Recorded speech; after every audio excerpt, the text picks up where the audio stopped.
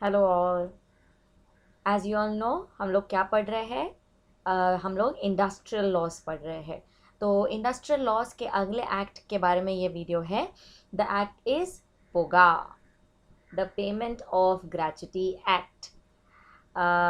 Gratuity मतलब क्या? Employ को ग्रेच्युटी मिल सकती है क्या?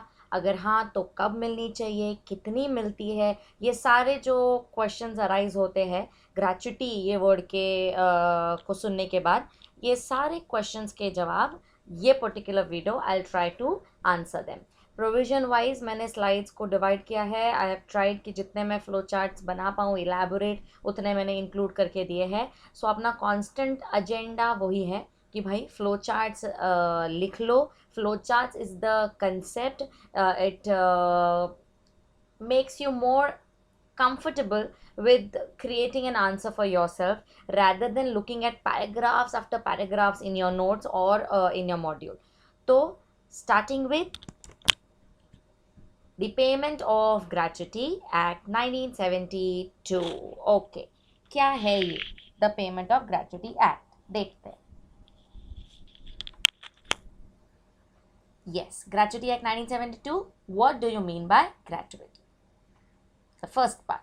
Gratuity is derived from the Latin word gratuitus. Okay. It is the payment made by the employer to the employee at termination of service. अच्छा अब देखो, ग्रेच्युटी एमसीक्यूज के पॉइंट ऑफ व्यू से देखोगे तो तुम्हें याद रखना है कि ग्रेच्युटी ये लैटिन वर्ड ग्रेटुइटास इससे आया है। ग्रेटुइटास का मतलब है out of love, concern, care, somebody does something for you without expecting anything in return is gratuitous activity. हमारी जो भी हम जो भी काम करते हैं ना बच्चों, वो दो एक्टिविटीज़ में डिवाइडेड होते हैं। एक होती है ग्रेटिट्यूअस एक्टिविटी, एक होती है नॉन ग्रेटिट्यूअस एक्टिविटी। ग्रेटिट्यूअस एक्टिविटी का मतलब होता है भाई मैंने मेरे छोटे भाई को अगर कुछ सिखाया तो बिकॉज वो मेरा छोटा भाई है, I care for him, I am concern about him, तो मैंने उसे सिखा दिया प्यार भाईचारे के कंसेप्ट पे। आई एम नॉट एक्सपेक्टिंग, देख भाई मैंने तुझे 4 घंटे सिखाया, अब मुझे मेरे प्रोफेशनल फीस दे दे। Why? Because it's a gratuitous act, it is not expecting anything in return. But ये नॉन ग्रेटिट्यूअस एक्ट क्या होता है बच्चों, कि जब मैं तुम्हें क्लास में आके सिखाती हूँ तो वो टाइम पे अगर मैं तुम्हें 4 घंटे सिखाती हूँ, I am suppose to be paid for that. You are supposed to pay me for it, which means you are supposed to pay the classes the fees. क्यों? क्योंकि मैं जो ये एक्टिविटी तुम्हें सिखाने का करती हूँ ये एक नॉन ग्रेटिट्यूअस एक्टिविटी है। I expect something in return for the service that I am giving you. Okay, ये ग्रेच्युटी ये वर्ड का मतलब है। हमारे ये वाले एक्ट के अंदर ग्रेच्युटी का मतलब क्या है? It is a payment made by the employer to the employ. कब? टर्मिनेशन ऑफ सर्विस पे, TOS पे। यर further I will always call it TOS। TOS मतलब टर्मिनेशन ऑफ सर्विस। अच्छा, अब टर्मिनेशन ऑफ सर्विस क्या होता है? ए बाबा, एम्प्लॉयर एम्प्लॉय को पैसे देगा एक लमसम अमाउंट। कब देता है? मालूम है? जब एम्प्लॉय एम्प्लॉयर को बाय बाय कर रहा है, ऑन इज रिटायरमेंट में भी, ऑन सुपर एनुएशन में भी। इसके ऊपर बड़ा सा एक कंसेप्ट है, what do you mean by termination of service. Okay, will come to it धीरे धीरे। पर एक बात हमें समझ के रखने की ये है कि एम्प्लॉयर एम्प्लॉय को पैसे देगा extra over and about his पगार। कब? जब वो नौकरी छोड़ के जा रहा हो तब, या जब भी उसकी नौकरी खत्म हो रही हो तब। ठीक है, तो gratuity during him being the employee नहीं मिलेगा। एम्प्लॉयमेंट खत्म होने के बाद उसे ग्रेच्युटी मिलेगी। उसे मतलब किसे? एम्प्लॉय को। कौन देगा? एम्प्लॉयर। करेक्ट। आगे देखते हैं। A lump sum amount is payable in consideration of past services rendered by the employee. Okay. अच्छा, अब ये वर्ड ग्रेट्युटी यूज किया उन्होंने, या ग्रेटिट्यूअस या ग्रेटुइटास, बराबर है। मैम आप तो अभी बता रहे थे कि ग्रेटिट्यूअस मतलब without expecting anything in return. यहाँ पे एम्प्लॉयर एम्प्लॉय को जो ये ग्रेच्युटी दे रहा है, एम्प्लॉय से काम करवा के लेने का दे रहा है ना? नहीं, याद रखो, एम्प्लॉय ने काम करने के बाद एम्प्लॉय को हर महीना पगार मिला है, तो काम का उसे सैलरी मिल गया है। अब इतने साल के एसोसिएशन के वजह से, इतने साल के सर्विस प्रोवाइड तुमने उनको किया, इस रीजन के वजह से out of love, care and concern employer is expected to give you a lump sum amount at your retirement. क्यों? पता है, अब जब तुम रिटायर हो जाओगे या मे बी तुम्हारा नौकरी छूट रहा है, अज्यूम करके चलो कि आगे के तुम्हारे जो साल है वो तुम्हें सर्वाइव करना है, एक तो before you get another job, और maybe till the time you are living after your retirement, है ना। एक सुपर एनुएशन मतलब मान के चलो 60 साल पे अगर मेरा नौकरी बाय बाय हो जाता है, 60 के ऊपर के लोगों को वो नौकरी पे नहीं रखते, तो 60 के बाद क्या? Don't you think everybody doesn't get a pension like government people? तो ऐसे टाइम पे ग्रेचुटी का ये लमसम अमाउंट मुझे मदद करता है आगे की जिंदगी की सेविंग्स एक्सेट्रा करने के लिए। So this is like a social security benefit, ठीक है। तुम हमारे साथ इतने सालों के लिए थे, तुमने हमारे लिए इतना सारा काम किया, माना हमने तुम्हें उसके लिए पगार दिया है, बट फिर भी still you stay loyal to us and there is care concern, now you are our family, तो now when you are leaving the family we are giving you something which for which we don't need anything in return. तो हम जो तुम्हें दे रहे हैं उसके बदले में हमें तुमसे काम करवा के नहीं लेना है, बस it is a token of love कि thank you for being our employ for such a long time, so we give you gratuity, a lump sum amount for what? In consideration of past services given by the employee. Rendered मतलब given. चलो आगे देखते हैं। It is to be paid to employees of factories, mines, oil fields, ports, railways, shops and other establishments where, अच्छा अब ये सारे establishments आ गए, पर eligibility देखो अभी नीचे आता है, where 10 or more persons are employed with power और 20 or more persons are employed without power. Okay मतलब मेरी एक फैक्ट्री है, मेरे फैक्ट्री में 5 लोग काम करते हैं, ग्रेचुटी एक्ट मेरे पे एप्लीकेबल नहीं है। मेरी एक फैक्ट्री है, वो फैक्ट्री में 12 लोग काम करते हैं और मेरे फैक्ट्री में इलेक्ट्रिसिटी नहीं है। देखो हाँ, विदाउट पावर की बात चल रही है, 12 लोग काम कर रहे हैं, ग्रेचुटी एक्ट एप्लीकेबल है कि नहीं है, यहाँ नीचे देखो विदाउट पावर 20 और मोर लगते हैं तो ग्रेचुटी एक्ट एप्लीकेबल होगा। So that means in this particular year, last year में मेरे कम एम्प्लॉयज होने की वजह से I am not suppose to pay gratuity. यही I am a mine field, और वो माइन फील्ड का जो ओनर है उसके अंडर एम्प्लॉयज जो है वो काम करते हैं बिना इलेक्ट्रिसिटी के, मान के चलो खोद रहे, I don't know, I mean they will need electricity, but मान के चलो खोद रहे, और वो लोग इकट्ठा मिलके रफली 15 लोग हैं। कितने लोग? 15, विदाउट इलेक्ट्रिसिटी। चलेंगे कि नहीं चलेंगे? ग्रेचुटी एक्ट एप्लीकेबल नहीं है, वो बेचारों को ग्रेचुटी मिलने वाला नहीं है। बट यही ना, if I give you gratuity applicable के examples, I am a company where in there are 300 people working without the help of power, without the help of power, without power 20 or मोर रहेंगे, है ना। तो हमारे यहाँ पे तो कितने हैं? 300 लोग हैं, ग्रेचुटी एक्ट एप्लीकेबल है, ठीक है। सो जो एलिजिबल एम्प्लॉयज रहेंगे उन्हें ग्रेचुटी मिल के रहेगा। यही I am a shop where in there are 15 people working and there is electricity, so now 10 और more and with power, again gratuity act applicable हो गया। क्लियर? सो एजेंडा यही है, मेरा कोई भी इस्टेब्लिशमेंट होने दो, पहले देखो पावर है कि नहीं है। अगर हम पावर का इस्तेमाल कर रहे हैं तो 10 तक लोग जो है चल जाएंगे, 10 से ज़्यादा अगर लोग हो गए तो ग्रेचुटी एक्ट एप्लीकेबल हो जाएगा। यही अगर मैं विदाउट पावर की बात करूं, मतलब लेबर इंटेंसिव हो जाता है, एम्प्लॉयज़ लगेंगे, तो 20 या 20 से ज़्यादा एम्प्लॉयज़ अगर है तो ग्रेचुटी एक्ट एप्लीकेबल है। 20 से नीचे अगर मेरे नंबर ऑफ एम्प्लॉयज़ है तो ग्रेचुटी एक्ट मेरे पे एप्लीकेबल नहीं होता। सो the employees can be employees of factories, mines, oil fields, port मतलब बंदरगाह, बंदरगाह समझते हो, जेट्टी बंदरगाह होता है ना, that is port, then railways, shops etcetera, कहीं के भी एम्प्लॉयज हो सकते हैं। पर वो ऑर्गेनाइजेशंस जहां हम ग्रेचुटी को अप्लाई कर रहे हैं, वो ऑर्गेनाइजेशन 2 तरीके के ही होंगे। एक तो ऐसे ऑर्गेनाइजेशन जो पावर का इस्तेमाल करते हैं और जिनके ऑर्गेनाइजेशन में 10 या 10 से ज़्यादा लोग काम कर रहे हैं, या ऐसा ऑर्गेनाइजेशन जहां बिना पावर के वो लोग काम करते हैं और एम्प्लॉयज जो है वो 20 या 20 से ज़्यादा है, तो ही ऐसे काइंड ऑफ ऑर्गेनाइजेशंस पे, एस्टैब्लिशमेंट्स पे ग्रेचुटी एक्ट एप्लीकेबल होगा। तो ही वो एम्प्लॉयर्स अपने एम्प्लॉयज को TOS पे लमसम ग्रेचुटी का अमाउंट देंगे, वरना नहीं देंगे। क्लैरिटी? ओके। नेक्स्ट पार्ट आता है as usual definition. I think you might be comfortable with it now, because हम हमेशा जब कोई इंडस्ट्रियल लॉ देखते हैं पहले हम बेसिक देख लेते हैं, छोटा सा एक ऑब्जेक्ट टाइप का एक concept, and then we always go to definitions.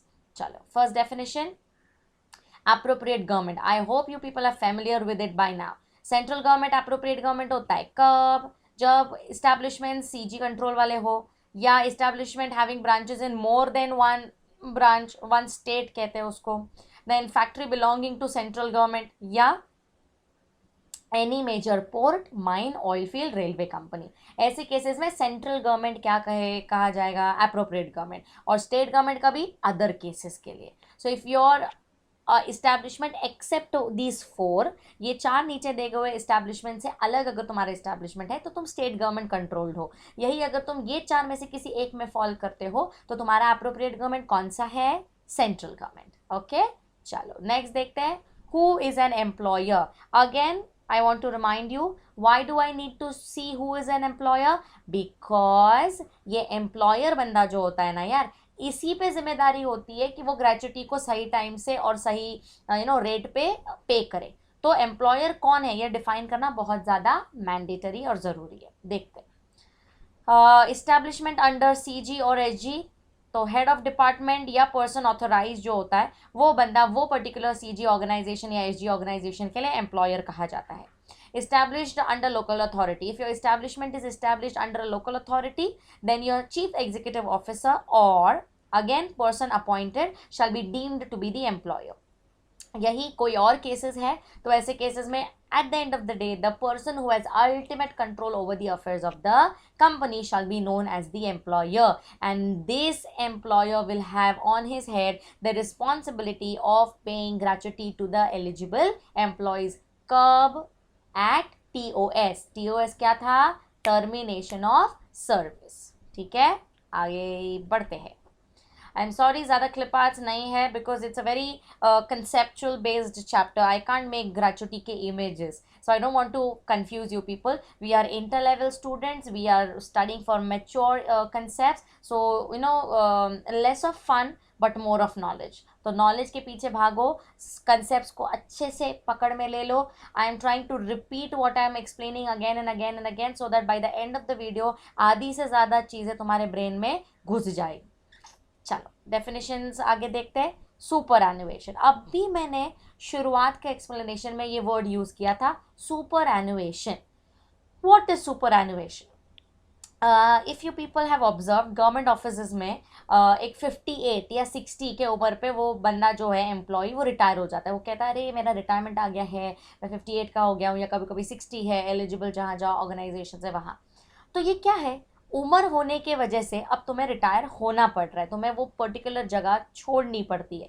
तो ये उम्र होने के वजह से जो रिटायरमेंट होती है ना, उसे सुपर एनुएशन ये वर्ड का खिताब दिया है, टाइटल दिया है। So what is super एनुएशन?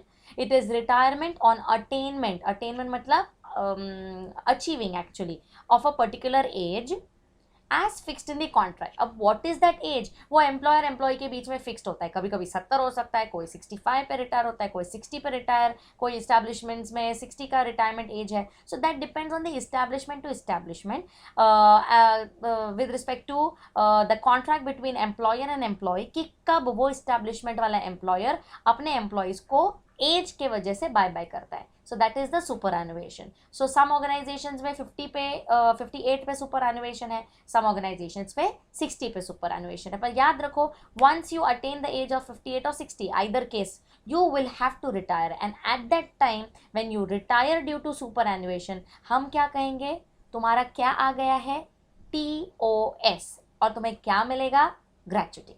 Okay, आगे वेजेस का डेफिनेशन देखना पड़ेगा। क्यों? क्योंकि तुम्हारा जो ग्रेचुटी है ना बच्चों, वो तुम्हारे वेजेस से कनेक्ट होता है, तुम्हारे वेजेस से कैलकुलेट होगा कि what amount of gratuity is suppose to be given to you. So wages में हम क्या क्या काउंट करेंगे, all emoluments earned during employment. Emoluments का मतलब है earnings, all money that is coming in, जो एम्प्लॉयमेंट के टाइम पे मिला है, which includes dearness allowance. Okay ma'am, ये डीए हमने बहुत बार सुना है, बहुत मतलब बहुत ही ज़्यादा बार सुना है, पर है क्या ये अभी तक पता ही नहीं चला ज़िंदगी में। या मे बी काफ़ी तुम में से लोग रहोगे जिनको पता है कि what DA is. If you know what DA is, I am proud of you, और if you don't know what DA is, listen to me, gather knowledge. Okay, DA क्या होता है?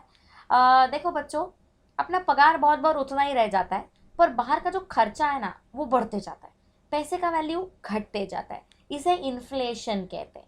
तो ये इन्फ्लेशन अफ्लिक्टेड जो प्रॉब्लम्स है, हमारा पगार कम पड़ते जाता है, खर्चे बहुत होते जाते हैं, इसे बैलेंस आउट करने के लिए बहुत बार डीए ये एम्प्लॉयर एम्प्लॉय को देता है। Dearness allowance is nothing but to reduce the effect of inflation on your पगार। सो पैसे का वैल्यू घटते घटते जाएगा, तो तू जहाँ 10,000 कमा रहा था तुझे लगता था यार 10,000, अब अगर आज के तारीख में देखोगे तो 10,000 ऐसा लगता है ना, क्यों? 10,000 तो 10,000 ही है, पर उसका जो वैल्यू है इन्फ्लेशन की वजह से घट गया। तो ये जो गैप्स क्रिएट होते हैं उन्हें भरने के लिए डियरनेस अलाउंसेस दिए जाते हैं, which is the meaning of that particular word DA. Okay, so DA हमारे बेसिक वेजेस में इंक्लूड किया है फॉर दिस चैप्टर, बट क्या क्या एक्सक्लूड किया है? बोनस का कैलकुलेशन इसमें नहीं आएगा, bonus money not calculated in your wages. Then commission जो तुम्हें मिलता है वो कैलकुलेट नहीं होगा। Then HRA house rent allowance जो तुम्हें मिलता है वो कैलकुलेट नहीं होता है। प्रीवियस एक अगर तुम इंडस्ट्रियल एक्ट का कोई डेफिनेशन देखोगे तो बहुत बार बहुत सारे एक्ट्स में एचआरए इंक्लूड किया है, अब ये वाले एक्ट में एचआरए इंक्लूड नहीं किया है। सो अलग अलग बाइफर्केटेड याद रखना पड़ेगा बच्चों कि कहाँ एचआरए है, कहाँ एचआरए नहीं है, कहाँ डीए एडेड है, कहाँ वो एक्सक्लूडेड है। You have to remember likewise.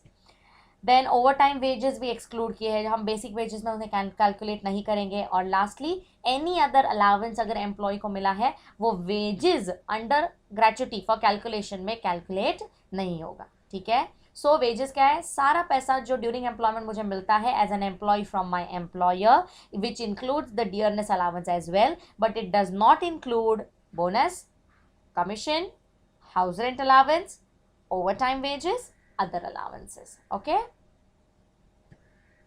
next part. Okay, अब ये बड़ा वाला पार्ट है, कंटिन्यूस सर्विस, अ very important definition, very very important definition.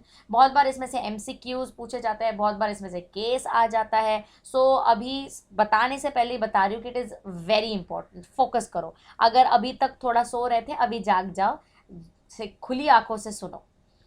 चलो देखते क्या है। An employee shall be deemed to be in continuous service, CS, if he has for that period been in uninterrupted services. Okay, ma'am आप definition तो बता दोगे, पर हमें अगर कंसेप्ट पहले से पता हो तो हमें थोड़ा बेहतर हो जाएगा to understand why we are studying continuous service. चल बता देती हूँ। कंटिन्यूस सर्विस ये कंसेप्ट को हम इसके लिए पढ़ रहे हैं ना बच्चों, हम कब से कह रहे हैं टीओएस पे ग्रेच्युटी मिलेगा, टीओएस पे ग्रेच्युटी मिलेगा, बराबर है। पर मैंने आज ज्वाइन किया और 6 महीने के अंदर अंदर मैंने मेरे सर्विस को टर्मिनेट कर दिया, तो क्या मुझे 6 महीने का ग्रेच्युटी मिलेगा बच्चों? Not possible. सो ऐसा कहा जाता है अंडर द ग्रेच्युटी एक्ट, जो इवेंचुअली तुम्हें आगे दिखेगा, कि अगर एक इंसान को ग्रेच्युटी अवेल करना है, मतलब एज एन एम्प्लॉय मुझे अगर ग्रेच्युटी का फ़ायदा लेना है, मुझे एक पर्टिकुलर ऑर्गेनाइजेशन में जहाँ मैं रिटायर हो रही हूँ वहाँ कम से कम 5 साल तक तो मैंने नौकरी की हुई होनी चाहिए। How many years? At least 5 continuous years of service, ऐसा वो टर्म यूज़ किया गया है। सो 5 कंटिन्यूस ईयर्स ऑफ सर्विस मतलब मैं आज ज्वाइन हुई, ये साल दूसरा, तीसरा, चौथा, पांचवा, ये पूरा मैंने तुम्हारे यहाँ ही काम किया, मैं आज आके नहीं थी, सिर्फ तुम्हारा ही काम कर रही थी, I was only your employee. तो छठे साल के बाद आगे मैं 10 साल के बाद रिटायर हो जाऊँ, 12 साल के बाद रिटायर हो जाऊँ, मुझे ग्रेच्युटी उतने सालों का मिलेगा। पर ये मैंने आज नौकरी ज्वाइन की और मैंने 2 साल बाद नौकरी छोड़ दी, 2 साल के कंटिन्यूस सर्विस का मुझे कुछ नहीं मिलने वाला, no gratuity at all. Clarity? So that is why continuous service ये बहुत ज़रूरी पार्ट है। मान के चलो मैं आज ज्वाइन हुई, 2 साल बाद है ना ले ऑफ वाला पीरियड आया, मेरे एम्प्लॉयर के पास मुझे काम करने के लिए देने के लिए कुछ काम ही नहीं था। So as an employee I was in service but I was unemployed kind of. उसके बाद क्या हो गया, अगेन एम्प्लॉयर के पास पैसे आ गए, काम आ गया, तो हमने नौकरी ज्वाइन कर ली, हम काम करने लग गए। तो ये जो ले ऑफ का पीरियड था, जहाँ हमें घर पे बिठा के रखा था, थे हम एम्प्लॉयज़ पर हम काम नहीं कर रहे थे, वो हमारी गलती थी कि एम्प्लॉयर की ना। तो ये पर्टिकुलर फेज में हम एक्चुअली सर्विस नहीं दे रहे थे, हम काम नहीं कर रहे थे, पर फिर भी ऐसा माना जाएगा कि हमारा सर्विस अनइंटरप्टेड था। अनइंटरप्टेड मतलब टूटा हुआ नहीं था। तो 2 साल बाद फिर इंटरप्ट, फिर आगे के 3 साल भी अगर मैं काम करूँ तो टेक्निकली कैलकुलेट 5 साल किए जाएंगे, हालांकि बीच के 6 महीने शायद मैंने काम ना किया हो, पर वो मेरी गलती नहीं थी। पर यही मैंने 2 साल काम किया, तीसरे साल में मैंने नौकरी छोड़ दी, मैं दूसरी जगह दूसरे कंपनी में गई, फिर और 4 साल में मैं वापस ये कंपनी में आई और फिर मैंने और 2 साल काम किया या 3 साल काम किया। दैट इज़ नॉट 5 ईयर्स, पीछे का और अभी का ऐड करके 5 years is not the concept. Continuous 5 years का नौकरी तुम्हारा हो जाना चाहिए, उसके बाद ही तुम एलिजिबल होते हो टू अवेल ग्रेचुटी, ठीक है। इसके लिए कंटिन्यूस सर्विस क्या है, ये डेफिनेशन इंपॉर्टेंट है। So the employee shall be deemed to be in continuous service if he has for that period been in uninterrupted service। तो अब सवाल आता है, what is uninterrupted service? जहां मैंने सर्विस छोड़ी नहीं है। अच्छा, अब अनइंटरप्टेड सर्विस में क्या क्या आता है? सिक लीव मैंने ली, मतलब मैं काम नहीं कर रही थी पर फिर भी मेरा सर्विस अभी भी जारी है, मैं बीमार हूं पर मैं वापस काम पे आने वाली हूँ। सेकेंड, एक्सीडेंट हो गया मेरा, उसकी वजह से एक्सीडेंट लीव पे हूँ, मैं लीव पे हूँ, रिटायरमेंट नहीं लिया है ना, तो I am still in service, uninterrupted.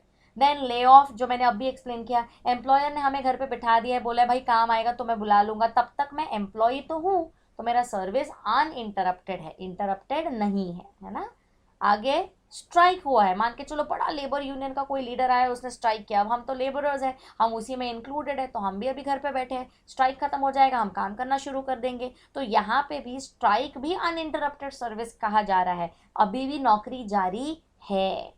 Then cessation of work not due to the fault of employ. Cessation का मतलब है कामकाज रुकाना, to cease is to stop, यही हम कामकाज रुका रहे हैं, पर वो हमारी गलती की वजह से नहीं, एम्प्लॉयर की गलती की वजह से रुका रहे, तो अनइंटरप्टेड सर्विस कहा जाएगा, हमारी नौकरी तभी भी है ऐसे माना जाएगा, और हम कंटिन्यूस सर्विस में है ये भी माना जाएगा। वो पर्टिकुलर पीरियड जब हम काम नहीं कर रहे ऐसा अज्यूम किया जाएगा कि हम काम कर रहे हैं।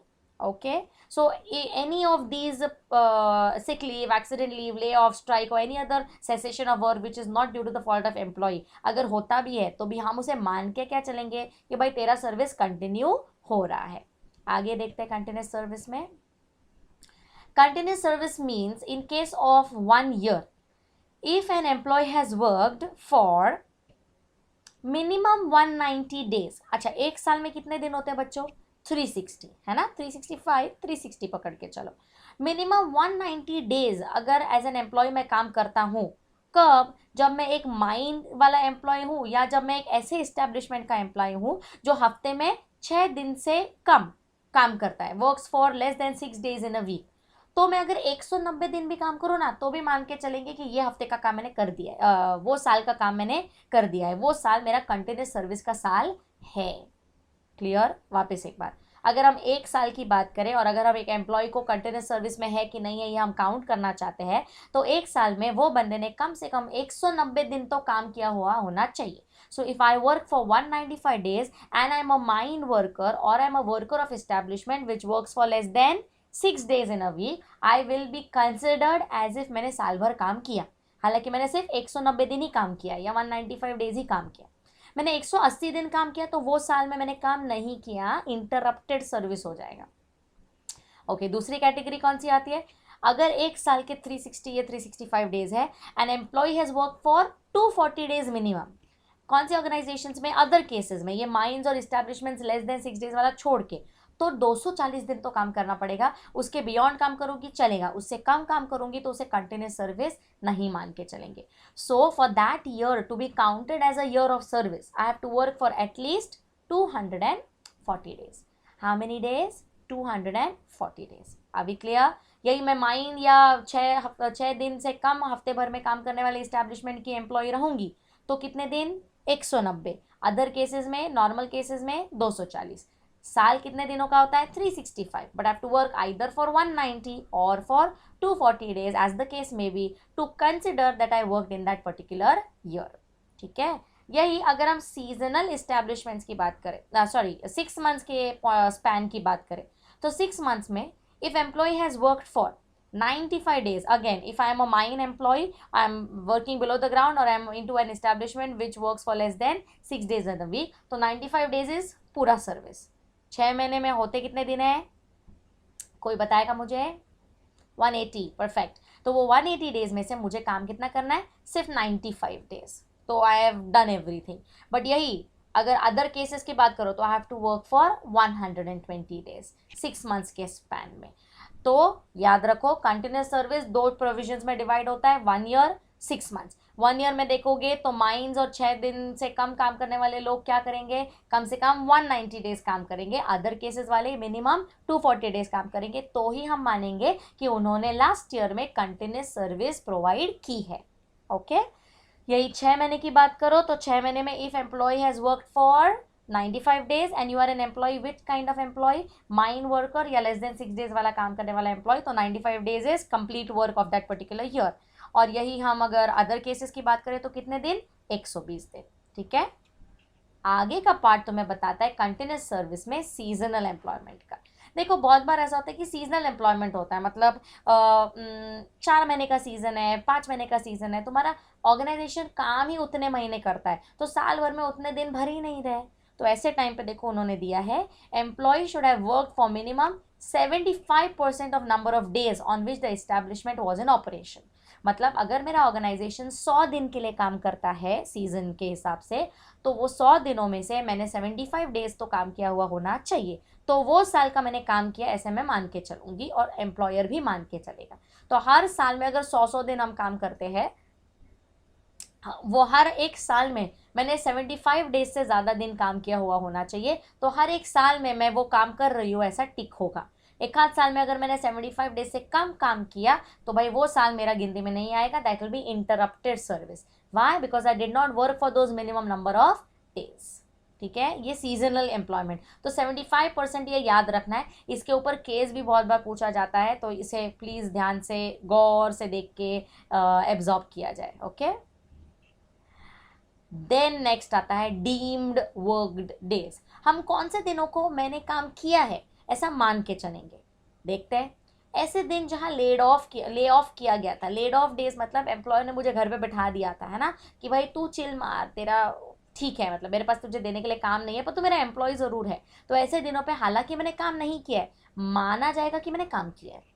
Second, leave with wages of previous year. ये प्रीवियस ईयर है, सॉरी प्रेशियस हो गया, वो प्रीवियस ईयर। हाँ, गए साल की मेरी जो लीव है ये जब मैं यहाँ कैरी फॉरवर्ड करूंगी विद वेजेस वाला, तो वो दिन पे मैंने काम कर दिया है ऐसा मान के चलेंगे। Then maternity leave. Maternity leave का प्रोविज़न यहाँ पे लिख के दिया है। मैटर्निटी लीव जो है यूजुअली मैक्सिमम 52 वीक्स होती है, तो 26 वीक्स 52 वीक्स ऐसे उसके वो पार्ट्स हैं, वो मैटर्निटी एक्ट से लिंक किया जाता है। तो वो मेरी जो मैटर्निटी लीव है 6 मंथ्स की, तो वो 6 मंथ्स की लीव भी मान के चलेंगे कि वो डीम्ड वर्किंग डेज है। Then absent due to temporary disablement. अगर मैं due to certain temporary disablement मतलब थोड़े दिन के बीमारी के वजह से या थोड़े दिन के एक्सीडेंट की वजह से मेरा हाथ फ्रैक्चर हो गया और मैं काम पे नहीं आ पा रही हूँ, मेरे लीव को, वो जो टेम्पररी एब्सेंस है उसको भी डीम्ड वर्किंग डेज माना जाएगा। मेरी नौकरी मैंने छोड़ दी है ऐसा माना नहीं जाएगा। So laid off days, leave with wages, maternity leave of 6 months, absence due to temporary disablement, इसे हम क्या मान के चलेंगे, कंटिन्यूस सर्विस। अच्छा, ये जो टेम्पररी डिजेबलमेंट है, this has to be caused by accident at work और अराइजिंग आउट ऑफ वर्क। मतलब मैं कहीं डेट पे जा रही थी और मैं स्टेयर से गिर गई, तो ये मेरा एक्सीडेंट लीव नहीं है, ठीक है ना, यहाँ वाला। पर यही मैं कहीं ऑफिस के काम से कहीं जा रही थी और अगर मैं सीढ़ी से गिर गई, I was doing work and accident was caused while doing work, so at that time मेरा ये जो एब्सेंस फ्रॉम ड्यूटी है वो कंटिन्यूस सर्विस में ही काउंट किया जाएगा। आगे बढ़ो। अच्छा, ये जो सेक्शन 4 तुम्हें दिख रहा है ना बच्चों, ये पर्टिकुलर सेक्शन और एक्ट का हार्ट है। The gratuity act rests in section number 4। Section 4 समझ में आ गया, मतलब तुम्हें ग्रेचुटी एक्ट समझ में आ गया है ऐसे हम मान के चलेंगे। ठीक है, तो सेक्शन 4 को अगेन ध्यान से एब्जॉर्ब करना जरूरी है। देखते हैं, payment of gratuity. This section provides that gratuity shall be payable to an employee on TOS, termination of service। मतलब अभी तक मैंने ये कितने तो बार बोल दिया तुम्हें, है ना। सो ये तुम्हें पता है कि ग्रेचुटी कब पे होता है, ग्रेचुटी टर्मिनेशन ऑफ सर्विस पे ही पे होता है, मतलब नौकरी छोड़ने के टाइम पे ही, रिटायरमेंट के टाइम पे ही। चलो आगे देखते हैं फिर। After he has rendered service of minimum 5 consecutive years of service। हाँ, मतलब ये जो TOS तुम्हारा हो रहा है वो कितने सालों के बाद होना चाहिए, कम से कम 5 साल ऑफ कंटिन्यूस सर्विस के बाद ही तुम्हारा TOS हुआ तो तुम्हें पेमेंट ऑफ ग्रेचुटी मिलेगा, वरना नहीं। अगर तुमने 3 साल पे 4 साल पे अगर टर्मिनेशन ऑफ सर्विस कर लिया है, ग्रेचुटी तुम्हें एंटाइटल्ड नहीं है। सो ये 2 चीज़ें ज़रूरी है, एक तो पेमेंट ऑफ ग्रेचुटी होगा टर्मिनेशन ऑफ सर्विस पे, और ये जो तुम्हारा टर्मिनेशन ऑफ सर्विस हो रहा है वो minimum 5 consecutive years of service के बाद हुआ होना चाहिए, तो ही वो बंदे को उतना ग्रेचुटी मिलेगा। अब टर्मिनेशन ऑफ सर्विस मतलब क्या? सो TOS मीन्स सुपर एनुएशन, अभी हमने उसका डेफिनेशन देखा है. रेजिग्नेशन मतलब एम्प्लॉय खुद से रिजाइन करता है from his job, that is also service को बाय बाय ना. सो रेजिग्नेशन के टाइम पे भी तुम्हें ग्रेचुटी मिलेगा. रिटायरमेंट के टाइम पे भी मिलेगा, जैसे VRS होता है, वॉलेंट्री रिटायरमेंट स्कीम्स होती है, ऐसे टाइम पे भी तुम्हें मिलेगा. या डेथ. अब डेथ को मैंने एक एस्ट्रिक्स मार के रखा है. See death is also termination of service. I am dead now, I am not your employee, but my family needs to get that amount of gratuity, am I right? पर death के time पे जरा उसको और थोड़ा गौर करना पड़ेगा. Death, हाँ, death due to either accident और डिसीज. देखो वहां लिखा है 5 consecutive years service not required. तो this is the only TOS, only reason of TOS जब 5 साल का कंटिन्यूस सर्विस नहीं लगता है. बिना 5 साल के कंटिन्यूस सर्विस भी तुम्हारे रिश्तेदारों को, तुम्हारे फैमिली को, डिपेंडेंट्स को ग्रेचुटी का अमाउंट मिल जाएगा. क्यों? क्योंकि अचानक भयानक डेथ हो गया है ना. सो डेथ अगर तुमने ज्वाइन किया ऑफिस और 3 साल में suddenly you are dead, your family will still get the 3 years के लिए वैलिड ग्रेचुटी. यही तुम अगर 3 साल में रिजाइन करते हो तो ग्रेचुटी नहीं मिलेगा. 3 साल में रिटायर होते हो ग्रेचुटी नहीं मिलेगा. 3 साल में सुपर एनुएट तो होते हो तो भी ग्रेचुटी नहीं मिलेगा. Getting my point? मैम 3 साल में कोई सुपर एनुएट कैसे होता है? ऐसे कुछ नहीं है. I joined at 58 and I retired at 60, तो technically I am superannuation. I mean 60 मेरा अपर लिमिट था वो एम्प्लॉयमेंट का. एम्प्लॉय जो इस्टेब्लिशमेंट है वो 60 के ऊपर के लोगों को लेता ही नहीं है, तो मुझे 58 पे लिया और मुझे 60 पे रिटायर कर दिया. फेयर इनफ, ग्रेचुटी नहीं मिलेगा. Okay, but if I die in the second or third year of my employment, तो my family is going to get the amount of gratuity. Okay, चलो अब ये रेट के बारे में बात करते हैं. अच्छा, अभी तक हमने ये जो बात की ना, ये 2 पॉइंट्स में, ये है सेक्शन नंबर 4 सबसेक्शन 1. अब हम जो रेट देख रहे हैं ये है सेक्शन नंबर 4 सबसेक्शन 2 कि क्या रेट पे ग्रेचुटी दी जाती है. So 15 days wages last drawn is one kind of rate, या 7 days wages last drawn ये सीजनल एम्प्लॉयमेंट के लिए यूज होता है, या 3 months wages last drawn. अब यहाँ पे 15 days wages last drawn मतलब कि जो लास्ट पगार आया है उसको अगर हम 15 days के एवरेज से ले कैलकुलेट करें तो 15 दिन के जितने वेजेस है उतने हम वेजेस को कैलकुलेट करके एक अमाउंट लाएंगे.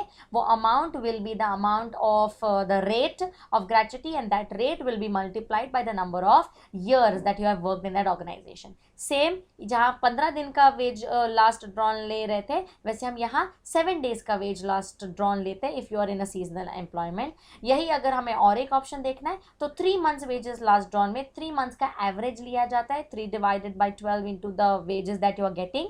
जैसे 15 डेज है तो अभी डिवाइडेड इंटू 26 वीक्स है ना, into the number of the salary that you are getting for a particular month, तो तुम्हें 15 दिन की सैलरी मिल जाती है into the number of years that you have worked. Same, 3 months average, you get that average, you get the rate for calculating gratuity into number of years that you worked for the organization. Then for subsection 3 बोलता है employee who is employed after disablement at reduced wages, his rate shall be divided pre disablement and post disablement. Okay, अब देखो मैं employ थी, मैंने नौकरी join की, मैंने काम किया but due to certain reasons disablement हो गया, मुझे वो क्या बोलते हैं ना, मुझे री एम्प्लॉय किया गया. So employee who is reemployed after disablement, मेरा प्री डिसेबलमेंट का जो काम है वो मैं बढ़िया कर रही थी. पोस्ट डिसेबलमेंट का काम जो है ना वो 80% मुझे जम रहा है, 20% नहीं जम रहा है. तो जहाँ मुझे एक पर्टिकुलर वेजेस 100 रुपये के थे, अब मुझे 80 रुपये मिल रहे. तो 100 रुपये का ग्रेचुटी अलग, 80 रुपये का ग्रेचुटी अलग है ना. सो प्री डिसेबलमेंट का एक अलग रेट निकाला जाएगा, पोस्ट डिसेबलमेंट 80 रुपीज़ के हिसाब से अलग रेट निकाला जाएगा. प्री डिसेबलमेंट मैंने कितने साल काम किया तो rate into those many years, post disablement मैंने कितने साल किया the rate into those many years. ऐसा 2 अलग अलग सेक्शन करके हमें ग्रेचुटी कैलकुलेट करनी पड़ेगी. क्यों? क्योंकि वेजेस रिड्यूस हुए इसके लिए. ये मैं 100 रुपये पे काम करती थी, बीच में डिसेबलमेंट हुआ, वापस मुझे नौकरी मिल गई क्योंकि वो डिसेबलमेंट का फेज अनइंटरप्टेड सर्विस था. फिर मैं वापस जब नौकरी पे आई, वापस मेरे वेजेस तो सेम ही है, तो कोई प्रॉब्लम नहीं है. तो कंटिन्यूस सेम ग्रेचुटी जैसा हम कैलकुलेट करते हैं at the 15 days wage rate या 3 months wage last drawn, you can calculate because wages last drawn and pre disablement are one and the same.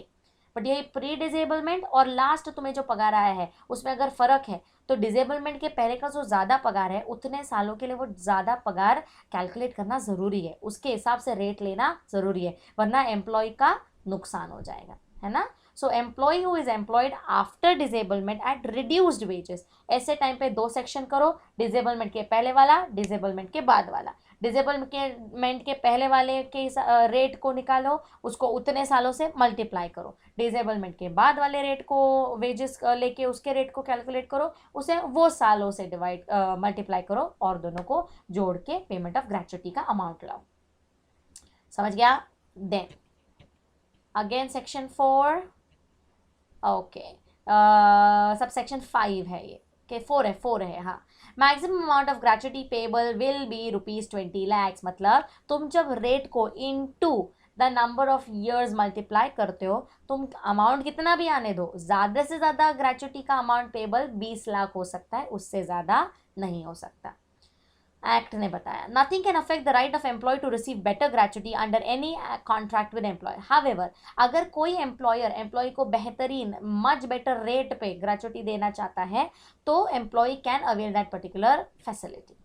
Okay, अब पेमेंट ऑफ ग्रेच्युटी में section 4 sub section 6 forfeiture of gratuity की बात करता है, which is very important. Forfeiture of gratuity के ऊपर बहुत बार questions भी पूछे गए हैं, so again it is important that you understand what it is. Forfeiture of gratuity नीचे दिए गए रीजंस के वजह से ही किया जा सकता है, बाकी कोई और रीजन नहीं चलेगा।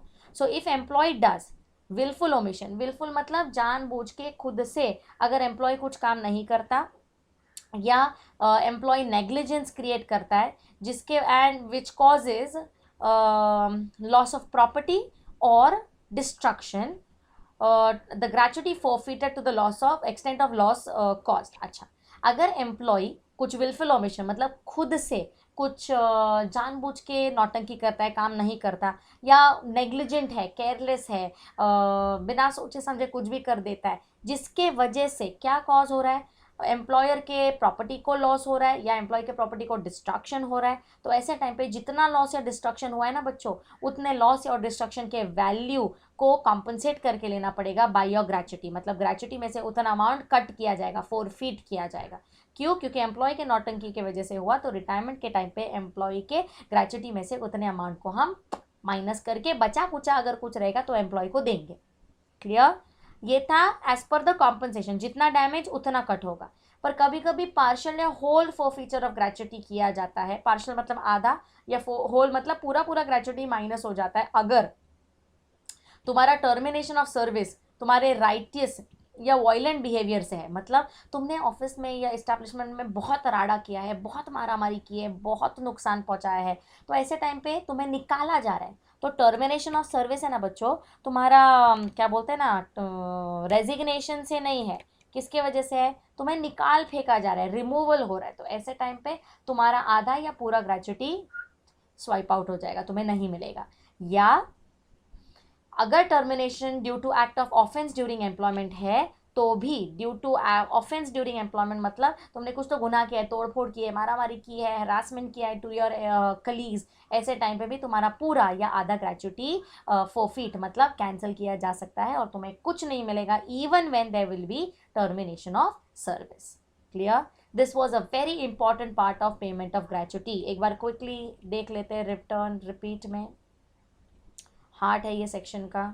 Okay, so payment of gratuity में फर्स्ट प्रोविजन आता है कि यार ग्रेच्युटी पे होगा ऑन टर्मिनेशन ऑफ सर्विस, पर टर्मिनेशन ऑफ सर्विस कब होना चाहिए? एटलीस्ट मिनिमम 5 साल के कंटिन्यूस सर्विस के बाद।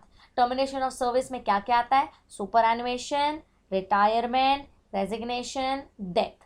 टीओएस मतलब क्या है? टीओएस का मतलब डेथ में ड्यू टू एक्सीडेंट और डिसीज हो सकता है, जहाँ पे 5 साल कॉन्जिक्यूटिव खत्म हो जाने ज़रूरी नहीं है। अगर रेट की बात करो तो 15 दिनों का लास्ट वेज ड्रॉन का एवरेज ले सकते हैं, या 3 महीने का एवरेज ले सकते हैं, या 7 महीने का लेते हैं। 7 महीने का तब लेते हैं जब मेरा एम्प्लॉयमेंट सीजनल एम्प्लॉयमेंट है। देन एम्प्लॉय जो एम्प्लॉय हुआ है अगर वो री एम्प्लॉय किया जाता है after disablement at reduced wages, तो उसका प्री डिसेबलमेंट वाला कैलकुलेशन अलग और पोस्ट डिसेबलमेंट वाला कैलकुलेशन अलग डिवाइड करके रेट में कैलकुलेट करके फिर एड ऑन करके पेमेंट ऑफ ग्रेच्युटी आएगा। ऐसा ना किया जाए तो एम्प्लॉय को बहुत नुकसान हो सकता है। देन उन्होंने बात की है about maximum gratuity payable, which is rupees 20 lakhs. The employer can give better gratuity to the employee. And lastly, forfeiture of gratuity के reasons में employee अगर कुछ भी willful omission या negligence करता है जिसके वजह से employer को property का नुकसान या destruction होता है, ऐसे टाइम पे ग्रेचुटी फॉरफिट की जाएगी to the extent of loss cost. जितना लॉस हुआ है उतनी फॉरफिट की जाएगी, है ना, आधी पूरी ऐसी नहीं. पर आधी या पूरी कब फॉरफिट की जाएगी? अगर तुम्हारा टर्मिनेशन ऑफ सर्विस रिमूवल की वजह से हुआ है, तुम्हारे राइटस या वायलेंट बिहेवियर की वजह से हुआ है, तो ऐसे टाइम पे पार्शियल या होल, या अगर तुम्हारा termination of service due to an act of offence during employment है तो भी पार्शियल या होल ग्रेचुटी माइनस की जाएगी. ठीक है, this was section number 4, a very important section. I know मैं ही बड़बड़ कर रही हूँ, तुम सिर्फ सुन रहे हो. चाहिए तो बीच में पॉज करो, थोड़ा चिलविल मारो, थोड़ा अंगड़ाई वंगड़ाई लो, फिर वापस बैठो. पर याद रखो, इंपॉर्टेंट चैप्टर, नो मस्ती with it. Okay, there are certain cases mentioned over here. The right of receiving gratuity is the employee's statutory right. हाँ, और ये जो ग्रेचुटी मिलने का अधिकार है ना, वो लॉ ने हर एम्प्लॉय को दे के रखा है. So employee need not ask for it, employer has to pay it. ये प्रूव हुआ था KSRTC Bangalore versus deputy commissioner labour, ये केस में ये साबित हुआ. दूसरा, gratuity is a social welfare measure. मैंने अभी शुरुआत में कहा था, social security, social welfare measure है. तुम्हारी आगे की ज़िंदगी ये थोड़े लमसम पैसे से अच्छी कट सकती है जब तक तुम्हें मे बी दूसरी नौकरी ना मिल जाए, या मे बी तुम्हें क्या बोलते हैं, तुम्हारा बुढ़ापा अगर क्या बोलते हैं तुम्हें बेयर करना है, तो उसके लिए you won't be able to again join a new job after 60-65 years of age. तो वो टाइम पे ग्रेचुटी का लमसम अमाउंट तुम्हें हेल्प करता है बची कुची ज़िंदगी जीने के लिए. So it is a social welfare measure which cannot be withheld unless provided by law. मतलब अगर तुम्हारे पास उतना ठोस सबूत है तो ही तुम ग्रेचुटी को विदहोल्ड करके रख सकते हो, रुका के रख सकते हो, या उसमें से फॉरफिट कर सकते हो. वरना it's a social security measure, it is the statutory right, they need to get it. ये DS Nakara versus union of India case में साबित हुआ. Then before forfeiture of gratuity amount, तुम ग्रेचुटी का अमाउंट जो एज सेक्शन 4 सबसेक्शन 6 में कर रहे हो, वो फॉरफीचर ऑफ ग्रेचुटी का अमाउंट तब फॉरफिट होगा जब opportunity of being heard is given to the employee. मतलब जब तक एम्प्लॉय को बोलने का मौका नहीं मिलेगा कि यार क्यों राइटस बिहेवियर था, क्यों नेग्लिजेंस हुआ, जब तक वो अपना केस तुम्हारे सामने नहीं प्रेजेंट करता, तब तक तुम इमीडिएटली उसे बिना बताए बिना पूछे फटक से फॉरफीचर ऑफ ग्रेचुटी नहीं कर सकते. You have to at least listen the person out. So opportunity of being heard is given to the employee before forfeiture of gratuity amount from his entitled amount. So this was again stated in Karnataka State Road Transport Corporation Bangalore versus Deputy Labour Commissioner वाला case. चलो next.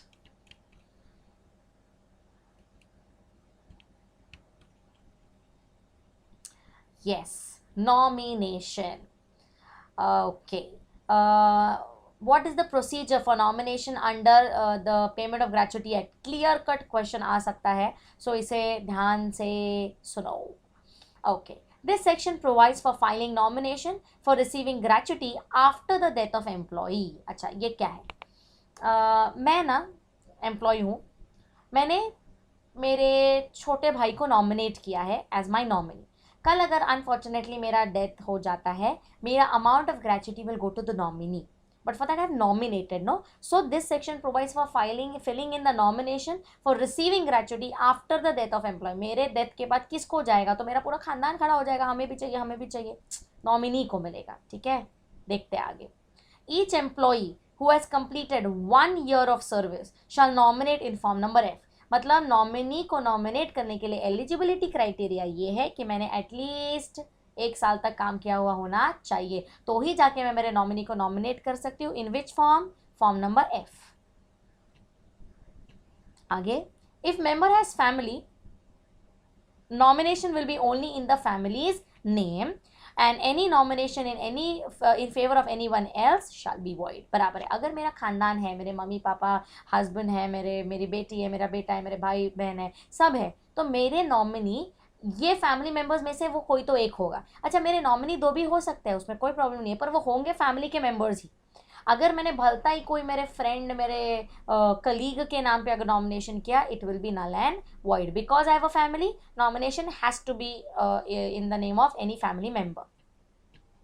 यही nomination में be modified by giving notice to employer in form number 4 in duplicate. Yes, मैंने आज मान के चलो मेरे छोटे भाई को नॉमिनेट किया था, उसके बाद क्या हुआ, I got married, so now I want to shift that nomination from my brother's name to my husband's name. Now my brother is also married, so he is having his own family to look after and his wife to nominate him, है ना. तो मैं मेरे पति को अगर nominate करना चाहती हूँ, ये क्या है, चेंज ऑफ नॉमिनेशन है. तो ये चेंज मुझे मॉडिफाई करके एम्प्लॉयर को बताने के लिए मुझे नोटिस देनी है फॉर्म नंबर 4 में, जो डुप्लीकेट में बनाया जाएगा, मतलब 2 कॉपीज बनाई जाएगी. Next part, at the time of nomination अगर मेरी कोई फैमिली नहीं है, मैं ऐसी ही हूँ अकेली बेचारी सी, तो person can nominate any person, but on acquiring family fresh nomination in favour of family member. अच्छा, अब इसका मतलब क्या है, देखो मैं अकेली थी, सिंगल थी, मेरा दुनिया में कोई नहीं था, मैंने एम्प्लॉयमेंट ज्वाइन की, उसके बाद मैंने नॉमिनेशन किया, मेरा तभी एक बॉयफ्रेंड था उसके नाम पे, है ना, चलो he is my boyfriend, I will nominate him, he is my करता धरता, is the love of my life. अच्छा, क्या हो गया, फिर ये जो बंदा है वो मुझे छोड़ के चला गया, हो गई गड़बड़. अच्छा, फिर क्या हुआ, मुझे और एक बंदा मिला, ही मैरिड मी, डायरेक्टली उसने मुझे पूछ लिया, will you marry me Radhika, I said yes भाई, यस यस यस यस. तो हमने शादी कर ली. अब डोंट यू थिंक शादी कर ली मतलब मेरी फैमिली आ गई है, I have acquired a new family now. तो वो पुराने पंटर को बम पे फटका मार के उसको डिलीट मारो, उसका नॉमिनेशन निकाल दो, और अपने ये जो नया फैमिली मेंबर तुमने ऐड ऑन किया है, your husband, you have to nominate him as a fresh nominee. Clear. So जब भी ये जस्ट एग्जाम्पल था, जब भी तुम किसी और को भलते सलते को नॉमिनेट करते हो just because you don't have a family, it's okay, you love that person, you like that person, you respect that person, you have nominated him, but later on when you get a family for yourself, unfortunately you have to change the person's nomination into the family member's nomination. ये compulsion है. आगे, if nominee predeceases the employee. अच्छा, अब ये क्या हो गया, मैंने जो अनफॉर्चुनेटली मैंने मेरे पति के हिसाब नाम से नॉमिनेशन दिया and unfortunately he expires before me, he is deceased before me, तो new nomination is to be made for me. हाँ, मतलब क्या हुआ, मेरा नॉमिनी गायब हो गया रे, तो नॉमिनी गायब हो गया तो नॉमिनी की जगह पे नया नॉमिनी आएगा. Then the company is to register nomination within 30 days of filing form F in duplicate. बराबर है, मतलब ये नॉमिनेशन जब मैं फॉर्म एफ में फाइल करती हूँ तो फाइल करने के 1 महीने के अंदर अंदर नॉमिनेशन रजिस्टर हो जाना चाहिए, मेरा नॉमिनी वैलिडली रिकॉग्नाइज्ड नॉमिनी बनेगा 1 महीने के अंदर. फॉर्म एफ को भी हमें डुप्लीकेट में फाइल इन करना है. ही में नॉमिनेट 1 नॉमिनी और मोर, मतलब एक इंसान जो एलिजिबल है as an employee to nominate, he can nominate 1 nominee और मोर. ये मैंने यहाँ एक्सप्लेन करते वक्त भी बताया था कि एक से ज़्यादा नॉमिनी भी मैं अपॉइंट कर सकती हूँ, पर वो फैमिली मेम्बर्स होने चाहिए, ये मैंडेटरी प्रोविजन है. This is all about nomination. तो कब से हम बोल रहे हैं फैमिली फैमिली फैमिली फैमिली, देखो डिफाइन करके दिया है तुम्हें कौन कौन तुम्हारे फैमिली में आता है और कौन कौन नहीं आ रहा है. Okay, if you are a male employee, your wife, your dependent parents, the dependent parents of your wife are also your family. The widow and children of predeceased son, मतलब तुम्हारे बेटे की बाइको, वाइफ और उसके बच्चे, ये तुम्हारे फैमिली का हिस्सा होते हैं जब अनफॉर्चुनेटली तुम्हारा बेटा मर चुका हो. अगर वो बेटा जिंदा है तो वो बेटे की फैमिली, फिर तुम्हारे फैमिली का वो हिस्सा नहीं होते हैं. ठीक है. Then of course your children, children में मैरिड और अनमैरिड दोनों तुम्हारे कैटेगरी में आ रहे हैं. ये था मेल एम्प्लॉय के लिए. अगेन ना, इसकी वाइफ, उसके डिपेंडेंट पेरेंट्स, उसके डिपेंडेंट पेरेंट्स ऑफ उसके वाइफ, देन उसके बेटे जो एक्सपायर हो गया उसका बेटा, उसकी बीवी और उसके बच्चे भी मेल एम्प्लॉय की फैमिली में आते हैं. एंड ऑफकोर्स उसके खुद के मैरिड या अनमैरिड बच्चे हैं, डॉटर और सन, वो भी उसके फैमिली में आएंगे. Then female employee same as male employee. adopted child को देखो तो it will be deemed, he will be deemed to be a family because he is adopted validly, legally adopted, तो definitely he will be deemed to be a family. The employee to give notice of adoption in form number D. बराबर है, ये natural family नहीं होने की वजह से जब भी तुम किसी बच्चे को अडॉप्ट करते हो तो तुम्हें फॉर्म डी में बताना है कि भाई हमारे अडॉप्शन की वजह से ही also is into my family ना. सो जो मेल एम्प्लॉय का फैमिली है same to same female employee का फैमिली आएगा, बस वहाँ पे हिज वाइफ की जगह हर हस्बैंड आ जाएगा, dependent parents of her husband आ जाएगा, एंड बाकी everything remains the same. Okay, this was important family. अच्छा, ना amount of gratuity. It is calculated on the basis of continuous years of service rendered by employee to the company. कितने साल continuous service employee ने employer को provide किया, उस पर depend करता है कि बंदे को कितना ग्रेच्युटी मिलेगा. So the rate of gratuity into the number of years of service. अगर मान के चलो मेरा रेट ऑफ ग्रेच्युटी 5,000 रुपये निकला है, into I have worked for रफली 20 ईयर्स, तो 5,000 into 20 is the answer for your amount of gratuity. Clarity. पर वो अमाउंट कितना होना चाहिए, 20 लाख से कम होना चाहिए. Then subject to maximum ₹20 lakhs. Okay. Dispute. अगर there is dispute with respect to amount of gratuity, तुमने कैलकुलेट किया 10 लाख, उनको लग रहा है it is 5 lakhs, so there is a dispute of amount of gratuity. ऐसे टाइम पे employer shall deposit gratuity with the controlling authority.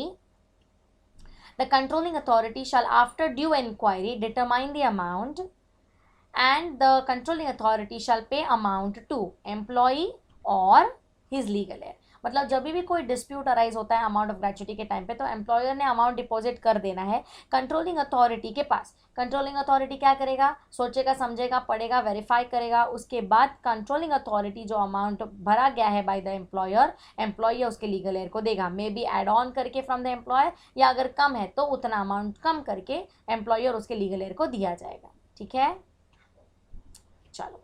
How to determine gratuity. As soon as gratuity becomes payable, employee shall determine gratuity. मतलब the moment gratuity payable हो जाता है कि भाई TOS अब होने वाला है तो ग्रेच्युटी पेबल हो गया, तो ऐसे टाइम पे ग्रेच्युटी के अमाउंट को डिटरमाइन करना होता है. Employer shall give notice to the employee and the controlling authority specifying the amount of gratuity in form number L. कि भाई एम्प्लॉय को बोलेगा, देखा एम्प्लॉय मुझे पता है अब तेरा TOS आ रहा है, so better I calculate the amount of gratuity. वो कैलकुलेट करता है और वो एम्प्लॉय को as well as CA controlling authority दोनों को फॉर्म नंबर L में अमाउंट स्पेसिफाई करता है कि ये बनने का इतना इतना ग्रेच्युटी बन रहा है. उसके बाद एम्प्लॉयर शैल अरेंज टू पे इन 30 days the amount of gratuity, and अगर 30 दिन के बियॉन्ड चला गया तो 10% पर एनम का इंटरेस्ट डिले के लिए उसे अप्लाई करना पड़ेगा. So employer will have to give additional 10% per annum on the amount of gratuity for the delay in payment of gratuity beyond 30 days. फिर आता है if delay is due to employee's fault. ऐसे cases में interest employer employee को पे नहीं करेगा, goes without saying. Employer पे कर रहा है, 30 दिन के अंदर ही पे करना चाहते हैं, पर तू अवेलेबल ही नहीं हो रहा है, तो क्या कर सकता है भाई एम्प्लॉयर, एम्प्लॉय की गलती, no interest can be levied on the employer. Okay. Then if gratuity claimed, then no admissible, file form M specifying reasons thereof. अच्छा, अगर ग्रेच्युटी क्लेम जो है वो एम्प्लॉई ने एम्प्लॉयर को क्लेम किया है पर एम्प्लॉयर उसे एडमिसिबल नहीं मानता, तो ऐसे केसेस में फॉर्म M भरा जाएगा स्पेसिफाइंग कि why it is not admissible. Clear. फिर वो जाएगा डिस्प्यूट वगैरह के लिए एक्सेट्रा. देन एम्प्लॉई एम्प्लॉयर को अप्लाई करेगा for gratuity. So application for gratuity में आता है concept, the employee eligible for gratuity shall apply within 30 days from the date of gratuity payable in form number I. Okay. मतलब employ जो है वो कितने दिनों में अप्लाई करेगा, 30 days में अप्लाई करेगा. If the date of superannuation और retirement is known, apply 30 days before that date. बराबर है. देख मुझे ना सुपर एनुएशन या रिटायरमेंट का डेट पता होता है, मान के चलो 30 में, तो अगर मुझे 30 में की डेट पता है ना बच्चों, तो 30 में के 30 दिन पहले ही अप्लाई कर लो, 30 days before that date. If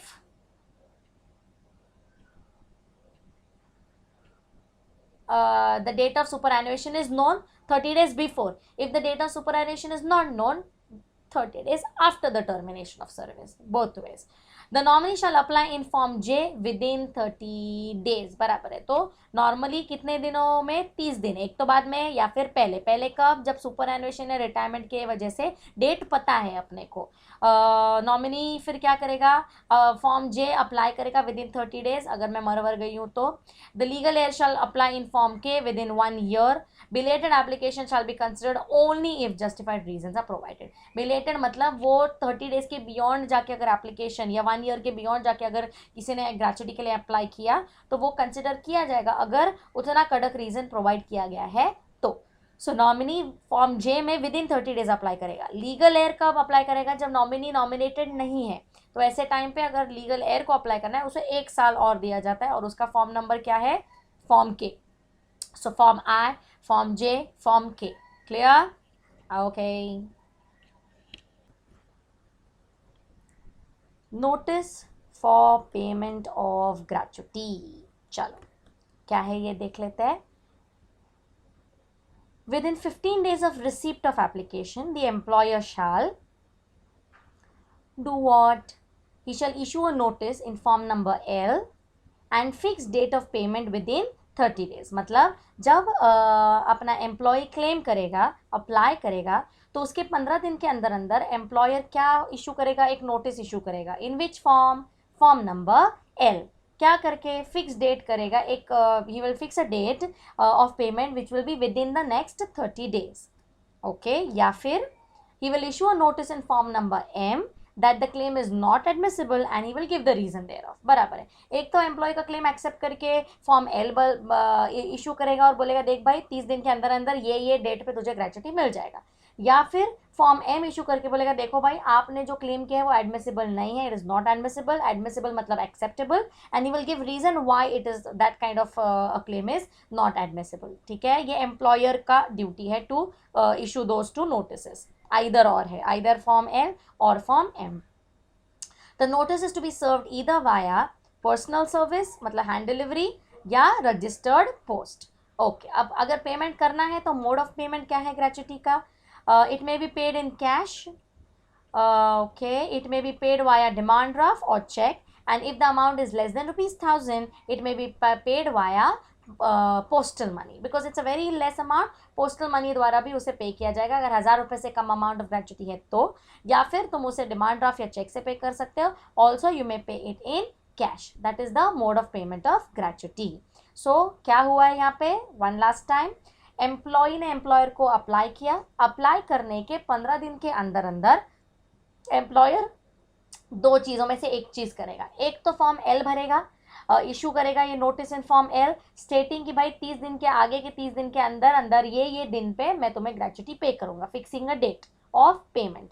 या he will say no bro, your claim is not admissible, form M file किया जाएगा एंड रीजन दिया जाएगा why that ग्रेच्युटी का क्लेम इज नॉट एडमिसिबल। ठीक है, नोटिस जो दी जाएगी वो पर्सनल सर्विस हैंड डिलीवरी से भी दी जा सकती है या रजिस्टर्ड पोस्ट से भी दी जा सकती है। अगर पेमेंट करना है तो employer has 3 option, cash payment भी कर सकते हैं, डिमांड ड्राफ्ट या चेक पेमेंट भी कर सकते हैं। अगर अमाउंट 1000 से कम है तो पोस्टल मनी भी चल जाएगा।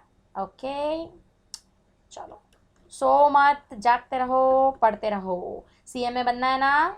Yes, your determination has to be super strong. बनना है मतलब बन के ही रहना है। Then the direction and powers of controlling authority. चलो ये देख लेते हैं कंट्रोलिंग अथॉरिटी के डायरेक्शंस एंड पावर्स।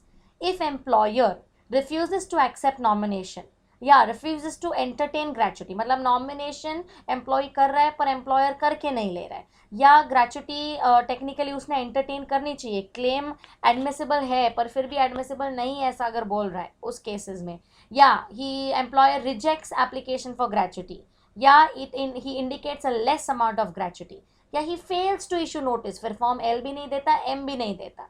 इन सारे केसेस में the eligible person who are the employees shall file form N in 90 days. कितने दिनों में? 90 दिनों में form N as an appeal file किया जाएगा। To whom? To the controlling authority. चलो, सो एम्प्लॉय ने क्या क्या जुगाड़ किया है? एम्प्लॉयर ने तुम्हारा नॉमिनेशन रिजेक्ट कर दिया है, या तुम्हें तुम्हारे ग्रेच्युटी को एंटरटेन करने के लिए रिजेक्ट कर रहा है, बोल रहा है नहीं सही नहीं है, या तुम्हारा एप्लीकेशन ही एक्सेप्ट नहीं कर रहा है, वो मतलब एप्लीकेशन लेके रिजेक्ट भी नहीं कर रहा है, एप्लीकेशन ही नहीं ले रहा है, एक्सेप्ट कर रहा है, या he is indicating gratuity amount at a very less amount, and lastly he fails to issue notice to the employee with respect to form L और फॉर्म एम। ऐसे सारे केसेस में जो रिस्पेक्टिव एम्प्लॉय है, the eligible person, he shall file form N within 90 days to the controlling authority. Controlling authority क्या करेगा? After hearing the application and finding it to be entitled to payment, the controlling authority shall issue notice to the employer in form number R and will direct him to pay the amount of gratuity. वो क्या बोलेंगे कि देखो भाई technically form are मुझे भर के आया है, फॉर्म आर में कंट्रोलिंग अथॉरिटी एम्प्लॉयर को बोलेगा पे कर, या नॉमिनेशन एक्सेप्ट कर ले, या नोटिस इशू कर, whatever the issue accordingly. Clear? So controlling authority is like our tribunal, तुम उसके पास जाके तुम्हारे अपील को दर्ज करवा के तुम्हारे ग्रेच्युटी के इश्यूज क्लियर करवा के ले सकते हो। Am I clear people? This is direction and power of controlling authority. अब जैसे हम हर एक्ट के पीछे देखते हैं फ्यू इंपॉर्टेंट क्वेश्चंस, यहाँ पे भी हमें फ्यू इंपॉर्टेंट क्वेश्चंस को देखना है, समझना है, प्रॉपर तरीके से सॉर्ट आउट करना है। ठीक है, देखते हैं। चलो, एक बड़ा सा केस है, let's see how to deal with it and what are the answers that come arise or come into your brain, what are the links that we can attach to it in this answer. So Deepak is employed in Assam Coffee Estate Limited, a seasonal establishment. Okay, तो वो एक ऐसे organization में employed है जो seasonal है. The factory was in operation for 4 months only during the financial year 2019 and 20. Deepak was not in continuous service during this period. However, he has worked only for 60 days. Referring to the provisions of the Payment of Gratuity Act 1972, decide whether Deepak is entitled to gratuity payable under the Act. Would your answer be the same in case Deepak works for 100 days? चलो, अब ये क्या है देखते हैं। दीपक एक seasonal establishment में काम करता है। अब फैक्ट्री जो है वो 4 महीने के लिए ऑपरेशन में थी, जिसमें ऐसा कहा जाता है कि वो कंटिन्यूस सर्विस में नहीं था। उसने कितने दिन काम किया है? सिर्फ 60 दिन काम किया है। अब अगर तुम कंसेप्ट को देखने जाओगे, इफ़ यू पीपल रिमेंबर, हमने कंटिन्यूस सर्विस के डेफिनेशन में देखा था, सीजनल एम्प्लॉयमेंट की अगर बात करो तो 75% of the number of days that establishment was in operation is the minimum required number of days that the employee should work in that particular year to say that he was in continuous service. Am I right? तो अब अगर हमें 4 महीने calculate करने हैं, मुझे बात बता, मुझे कैलकुलेट करना पड़ेगा, 2 मिनट दे दो, मेरा मैथ्स बहुत ही बढ़िया है। 4 months into 30 days, so 120 days काम है। 120 days का अगर हम 75% ले तो technically he should have worked for 90 days, पर यहाँ पे उन्होंने क्या कहा है? इज वर्कड ओनली फॉर 60, इसलिए उन्होंने पहले ही बोल दिया Deepak was not in continuous service. So will he be entitled to gratuity payable under the act? No, big fat no in the first case. Second case scenario में उन्होंने क्या बोला? Would your answer be the same in case Deepak works for 100 days? Answer बदल जाता है ना बच्चों, 90 दिन मिनिमम काम चाहिए था। अच्छा, 90 दिन का, उसने तो 100 दिन काम किया है सेकेंड केस सिनेरियो में, तो अगर वो 100 दिन काम करता है, यस, उसे ग्रेच्युटी पेएबल होगा। कितना होगा वो हम नहीं बता पाएंगे, बट वो होगा। क्यों? क्योंकि कंटिन्यूस सर्विस माना जाएगा। He has not broken the chain of this year, so उसे ग्रेच्युटी का पेमेंट एंटाइटल्ड होगा। वापस एक बार, Deepak Assam coffee estate limited, ये सीजनल एस्टेब्लिशमेंट में काम करता है। अगर हम कंटिन्यूस सर्विस के बारे में जानना चाहते हैं तो हमें वो पर्टिकुलर फ्लो चार्ट पे जाना है। तुम्हें चाहिए तो वीडियो पॉज करो, वापस कंटिन्यूस सर्विस के फ्लो चार्ट पे जाओ, देखो क्या लिखा है वहाँ। In case of seasonal employment, employee should have worked for 75% of the days on which the organisation was in operation. तो यहाँ पे उन्होंने बोल के रखा है कि ये ऑर्गेनाइजेशन 4 महीने के लिए ऑपरेटिव था। तो मैंने क्या किया? मैंने 4 को इंटू 30 डेज मल्टीप्लाई करके 120 दिन का हिसाब लगाया। अब 120 दिन का 75% बच्चों क्या होता है? 90 डेज। तो हमें पता चल गया है कि ये साल भर में अगर वो फैक्ट्री के काम काज के अंदर एम्प्लॉई अगर 90 दिन तक काम करता है तो वो कंटिन्यूस सर्विस कहा जाएगा। अगर वो दिन एम्प्लॉई 90 दिन से कम दिन काम करता है तो वो कंटिन्यूस सर्विस नहीं माना जाएगा। Am I correct? तो यहाँ पे पहले एग्जाम्पल में उन्होंने दिया कि उसने 60 दिन काम किया। अगर 60 दिन काम किया है, no gratuity because no continuous service. अगर 100 दिन काम किया है, yes gratuity, yes continuous service. ठीक है, this was for 5 marks. It was asked in June 2019 का पेपर। Now ma'am, how to write? First thing that you are going to write is what do you mean by gratuity. Second thing that you are going to write is the definition of continuous service. सब वाला कौन सा वाला मालूम है कि 1 year वाला, 6 months वाला, सीजनल एम्प्लॉयमेंट वाला, ये 3 चीज़ें लिख दी। उसके बाद थर्ड तुम उसके बाद वाला पॉइंट लिखोगे कि as given in the above provision You have to connect it with the question. Deepak was employed in the seasonal establishment named Assam Coffee Estate Limited, which was in operation for only 4 months. Therefore, if he has to work for a continuous service, he has to work for 4 into 30 days is equal to 120 days, out of which he has to work for 75% of days. So, technically he has to work for only 90 days in that 4 months. However, as given in the question, he has worked only for 60 days. Therefore, gratuity will not be payable. Entitled nahi hai. The provisions of Gratuity Act, he is not entitled to gratuity.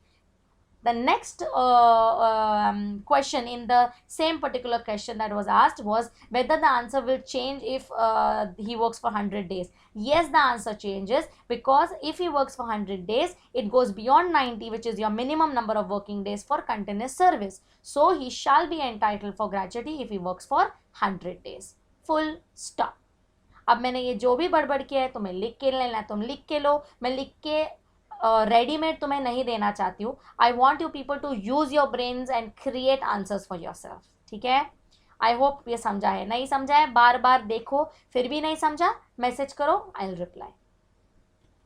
Next, Mr. Gill, an employee of Messrs. Sonabel Tea Limited, continued to occupy the quarters of the company for 8 months after superannuation. The company decided to forfeit the amount of gratuity of Mr. Gill. Examine the decision taken by the company to forfeit the amount of gratuity in the light of POGA 1972, December 2018 में 5 marks का question पूछा है. अब ये question किसके ऊपर है? Forfeiture के ऊपर है. फोरफीचर और ग्रेचुटी कब कब किया जाता है? जब तुम कोई राइटियस या वायलेंट बिहेवियर करते हो, या तुम कोई विलफुल ओमिशन या नेग्लिजेंस करते हो, तो जो अमाउंट ऑफ ग्रेचुटी लॉस या अमाउंट ऑफ डैमेज है, उतना ही अमाउंट फोरफिट किया जा सकता है. तो now you have to come to the answer and decide whether it is correct और नॉट. चलो, tell me.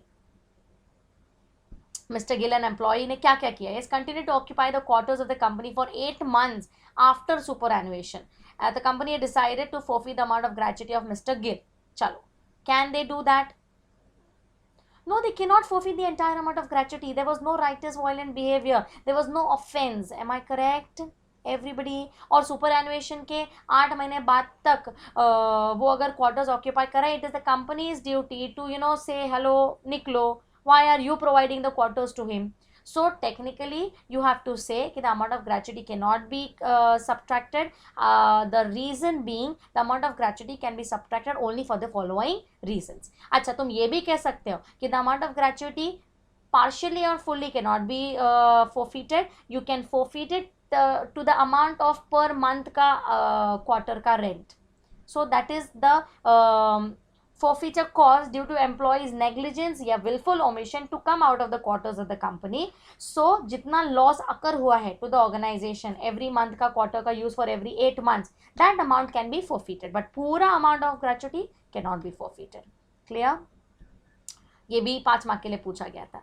Then discuss the procedure of determination of amount of gratuity as per POGA 1972. Clear cut flow chart दे के रखा है, rate भी है, application भी है, फिक्सेशन भी है, एवरीथिंग. सो ये भी 5 मार्क के लिए पूछा गया था. Then define continuous service. Elucidate the requirement of minimum number of days for continuous service in respect of regular employment, seasonal employment. ऊपर का जो केस है इसी क्वेश्चन का आंसर है. सो तुम्हें दिख रहा है वही क्वेश्चन केस में भी पूछा जा सकता है, वैसा ही क्वेश्चन नॉर्मल क्वेश्चन करके भी पूछा जा सकता है. Then discuss the grounds on which the gratuity may be forfeited. Again, case है, question है, they one and the same. Last, explain the provisions relating to nomination. Yes, we have discussed enough about nomination and किस किसको nominate किया जा सकता है, और हमने family ये definition को भी ढंग से देखा है कि family को nominate करते तो who are the people who come under the definition of family in my case. So ये सारी चीज़ों को gather करो, कंसेप्ट्स को वन बाय वन समझो, उसके बाद ही तुम ये क्वेश्चंस को अटेम्प्ट करके पेपर में ग्रेचुटी के बारे में कुछ भी पूछा जाए, you will be at a good level. Technically paper के हिसाब से देखेंगे तो ग्रेचुटी एक्ट को ग्रेचुटी एंड बोनस अल्टरनेटिवली पूछ रहे वो लोग. कभी ग्रेचुटी का एक क्वेश्चन आता है, अगर वो नहीं आया तो बोनस का आता है, बोनस का आ गया तो ग्रेचुटी का नहीं आता है. ये आज तक का ट्रेंड आया है 5 मार्क्स के लिए. एथिक्स के साथ इनमें से कुछ तो एक पूछ लेते हैं वो लोग इन क्वेश्चन नंबर 7.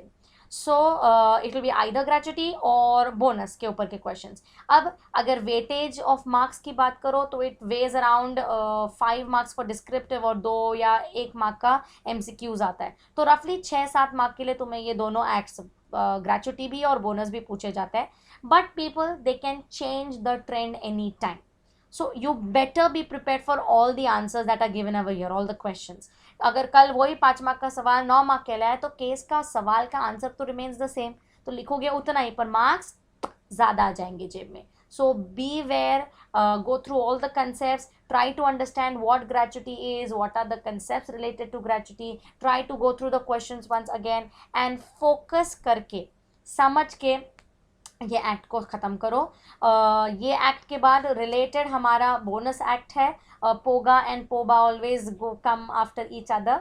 तो आई विल ट्राई कि आगे नेक्स्ट वीडियो में पेमेंट ऑफ बोनस एक्ट भी मैं ढंग से एक्सप्लेन कर पाऊँ. ठीक है, चलो, thank you so much. I hope तुम्हें काफ़ी चीज़ें समझी है. आई होप बहुत ज़्यादा बोरिंग नहीं हुआ है. और तब तक till I meet you in the next video, bye bye, take care, all the very best.